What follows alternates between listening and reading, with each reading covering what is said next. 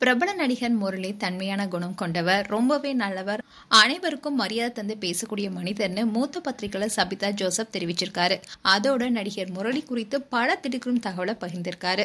அந்த விஷயம் தான் இப்ப சோசியல் மீடியால வைரல் ஆயிட்டு வருது. ரீசெண்டா சபிதா ஜோசப் ஒரு யூடியூப் சேனலுக்கு இன்டர்வியூ கொடுத்திருக்காரு. அதுல அவர் என்ன சொல்லியிருக்காருன்னா, நடிகர் முரளியோடைய தீவிர ரசிகர் ஒருத்தர் கடவுள் முரளி வாழ்கன்னு செவில எல்லாமே எழுதிட்டே இருந்தாரு. இது சென்னை வலசரவாக்கம் பகுதியில் உள்ள சுவற்றில் தான் அப்படி எழுதியிருந்தாரு. இதை நானே பலமுறை பார்த்திருக்கேன். முரளியுடைய அப்பா கன்னடத்துல பிரபலமான டைரக்டர். தன்னுடைய அப்பா கிட்டேயே அசிஸ்டன்ட் டைரக்டரா பணியாற்றியிருக்காரு முரளி. அதுக்கப்புறமா அப்பாவுடைய படத்திலேயே முரளி நடிக்கவும் ஆரம்பிச்சாரு. அந்த சமயத்துல தான் கே பாலச்சந்தர் தயாரிப்புல பூவிலங்கு என்ற அமீர்ஜான் டைரக்ஷன்ல படம் தயாராகிட்டு இருந்துச்சு. கன்னட படத்துல முரளியை பார்த்ததுமே அமீர்ஜானுக்கு ரொம்பவே பிடிச்சிடுச்சு.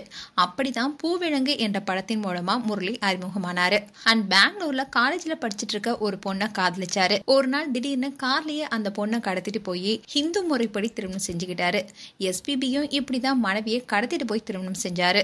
அதே மாதிரிதான் முரளியும் தன்னுடைய காதலிய கடத்திட்டு வந்துதான் திருமணம் செஞ்சாரு. அது மட்டும் இல்லாம வேற வழியா போனா மாட்டிப்போம்னு கோவா வழியா கார்ல சுத்திட்டு இருந்தாரு.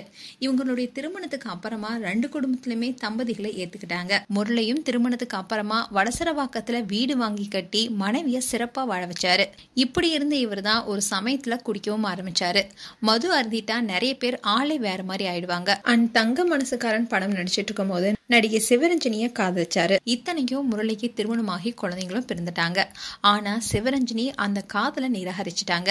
அந்த நேரத்துல முரளி நிறைய மது அருந்ததுனால ஷூட்டிங் அப்போ சில பிரச்சனைகளும் ஏற்பட்டுச்சு. புது புது ஹீரோஸும் வர ஆரம்பிச்சாங்க. முரளிக்கான பட வாய்ப்புகளும் ஒரு கட்டத்துல குறைஞ்சு போனுச்சு. அது மட்டும் இல்லாம டேனியல் பாலாஜி முரளியோட தம்பிதான்னாலும் அவரை கை தூக்கி விடவே இல்லை.